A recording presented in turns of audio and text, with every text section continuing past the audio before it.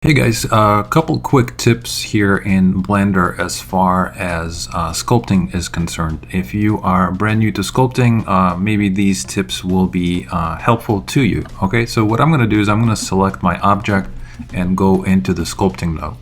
Once you go to the sculpting node, one of the things that could be helpful is to frame your character. Sometimes it will be out of frame, especially if your pivot is off center or whatever. Just press backslash to frame your character very quickly.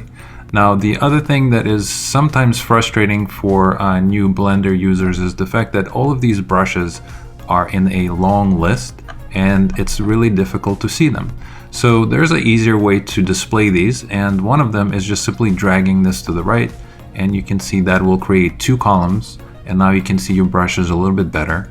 The other way is if you wanted to see the names of each brush, you can drag it even more, and now you have all of these names showing up next to each brush, which could be, again, useful and helpful if you are learning what they are, right? Now, there's another way to get access to these and see the shortcuts for each.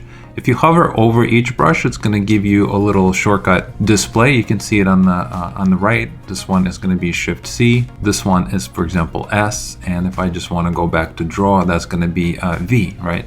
But there's a better way to display this. If you go into Edit, you can go into Preferences, and under Key Map, there's something called Spacebar Action. Right now it's set to play by default. If you switch this to Tools and then close your preferences, now whenever you press spacebar, you can see all of the brushes listed with all the shortcuts right next to them. And if you wanted to hide this, for example, you can even press T on your keyboard and maybe you will have a little more space, right? So that's a quick and interesting way to get to your brushes if that's something you like. Another quick tip is if you have multiple meshes, so let me go back into my layout and let's make a clone of this guy. I'm going to select this guy, I'm going to press Shift D, I'm going to right click to park it on the same spot. I'm just going to move it over, press S to scale him down, and maybe he has a little brother right next to him, right? So let's say I have two meshes and I'm sculpting or working on both of them, right? Now, if I go back into the sculpting mode, you can see that they both show up, but I can only work on one at a time. So for example, if I go to draw and attempt to work on this one, you can see that I'm making changes on this guy.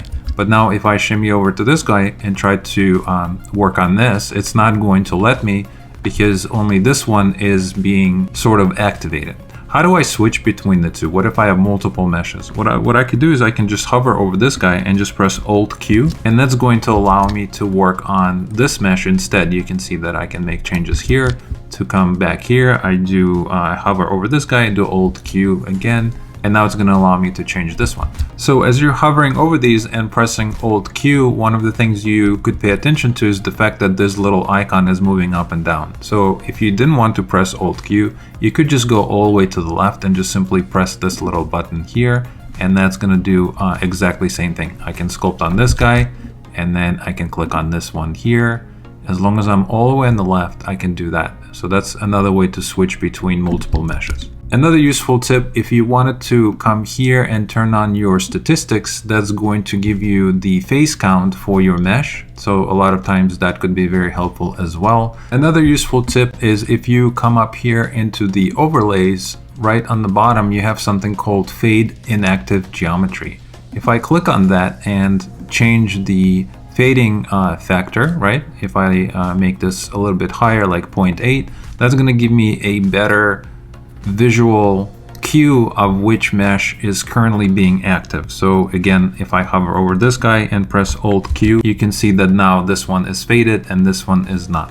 All right, so maybe you'll find this helpful as well. Thanks for watching this video, and I'll see you in our next one.